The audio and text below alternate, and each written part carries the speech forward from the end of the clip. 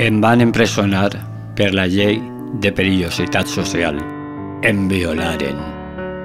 Me dieron palizas. Pensé que me mataban. Mi madre se lo dijo a una monja y la monja me denunció y fui detenido. M'insultaren i em llançaren pedres pel carrer. La policia em continuava perseguint i detenint en els 80. Vas portar una doble vida durant 20 anys. Intentaba pasar desapercibido. Nos moríamos de sida. Es morían de por. Me autorreprimí. Quería poder estudiar, trabajar. Salí de la cárcel. Me manifesté Per la llibertat sexual.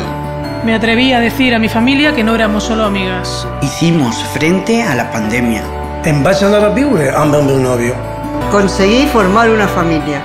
Van aconseguir el dret a la nostra identitat sense que perillara la nostra vida. Conquistamos el matrimonio igualitario. Que una mayoría social respetara cómo amamos. Com estime. Y cómo nos sentimos. I com es sentim? Ahora dices que soy vieja. Ara dius que soc major.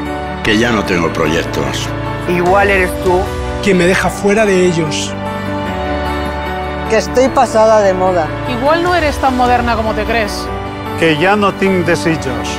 Tal vegada la teua idea de la sexualitat estiga molt equivocada.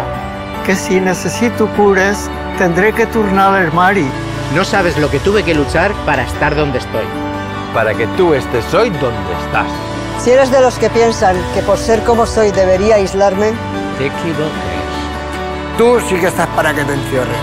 Hem lluitat tota la vida per ser lliures. Per ser visibles. Por ser visibles.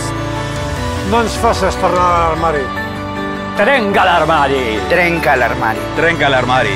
Rompe el armario. Trenca l'armari. Trenca l'estereotip. rompe el estereotipo. Rompe el estereotipo. Trenca el estereotipo.